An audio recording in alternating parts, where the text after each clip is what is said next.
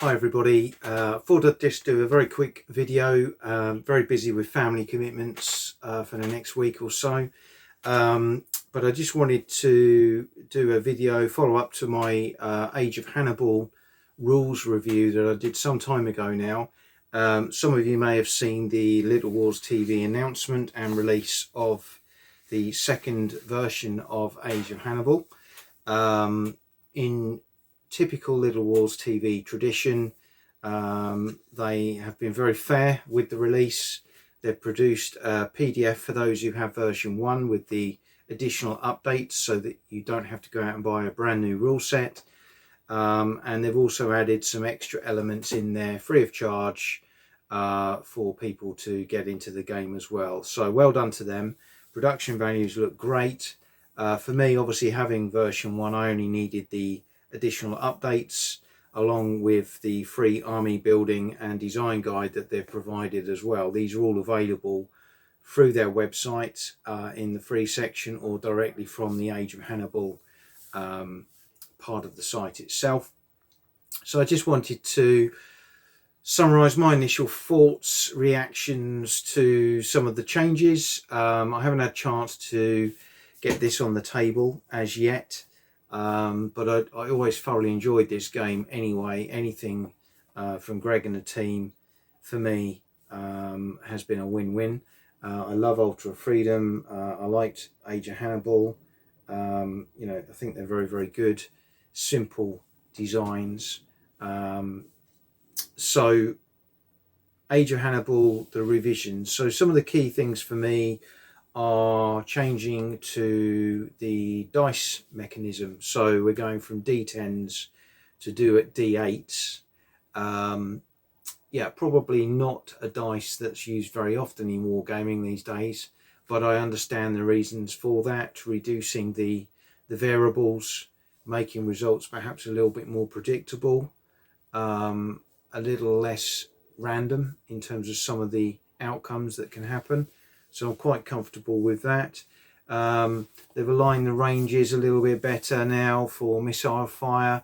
So, each unit firing has to fire individually, not as a group, which I think is similar to what it was originally anyway. But I think firing is more a nuisance factor than a game winner.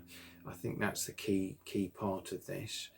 Other things that stand out for me are some of the command and control elements have been given different names, the way free moves work, things like light horse now probably were a little bit overpowered in the original rules, particularly with the flank and rear attack bonuses that they got. They've been removed, so still used effectively. They're very good, but they're perhaps not quite as effective as they were in the original setup. There's definitely been some changes to the way the morale clock works. The morale clock is not going to reduce as quickly unless there's quite dramatic things happen in a turn. So you've got to, between you, cause more points of damage in a turn for that clock to be impacted. So that should make for potentially longer games, or mean that they've got to be more action-packed games to influence the morale clock itself. There's also been some new traits or revision to the traits for the personalities. They're all in there as well. They probably are the key things I would pick out that I've seen. Littlewarstv have done a little video going through this as well, so please go and have a look at that. There's a new QRS for foot-mounted miscellaneous units, and then a breakdown on the front of things like missile, combat, turn sequence. Everything is there in 2 pages, and again that can be downloaded free from the Littlewarstv website, so that's great. I'm going to get those laminated. I'm sure once you get into the games, probably won't need to refer to the main rule book very much at all. But the thing that we've all been waiting for, I suppose, was the potential expansion of this game to cater for other periods and armies in the ancient world, and that's what's happened.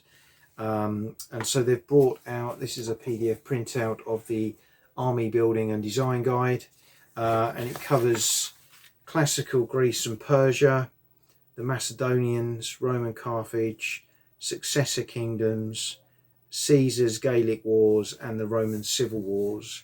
And what we've got in there is, for example, a brief overview of the force types, stats, a little bit of history, design notes.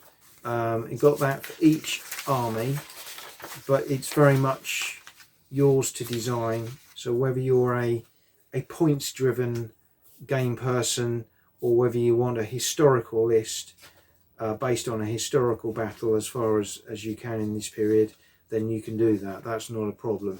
But what they're giving you here is the starting kind of stat lines for the different unit types within those different factions, and some of the explanations of why they've been rated that way.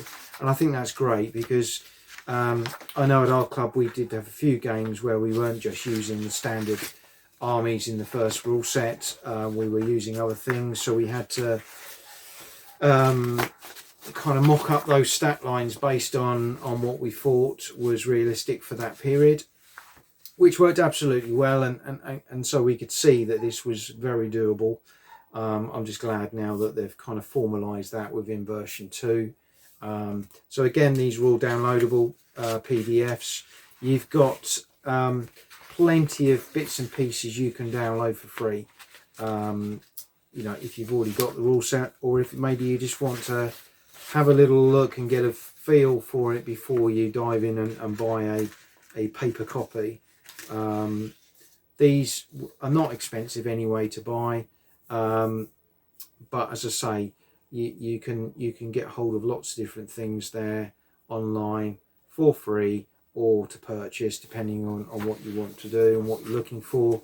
But overall, really pleased. They haven't overcomplicated the changes. There are some subtle changes in there that I think are going to make a difference in the game itself, but they all look pretty positive to me. But as always, an excellent design and put in very clear, understandable language. Well done to the Little Wars guys. Go and give it a look, Age of Hannibal. Please feel free, if you haven't already, to watch my review video covering the original version of the rules. And again, this and that one should give you, if you're a new player or thinking about buying these rules, should hopefully give you the information you need to make a fairly informed decision. So I hope to be back soon with some more videos, some more hobby updates. But for now, enjoy the rest of your weekend, and see you soon.